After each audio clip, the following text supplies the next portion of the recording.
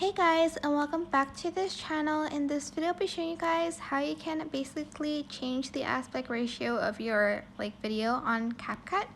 So for instance, as you can see, there's these still black backgrounds, but that's because the aspect ratio isn't the same as the video.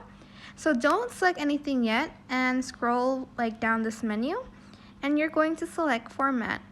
Here you are just going to select the format that suits your video the best. As you can see, 16:9 is the best one, or you can choose fit, so it will fit the whole thing and it's going to kind of create the aspect ratio by itself. There's a lot of options you can choose from, but fit is basically fitting the video.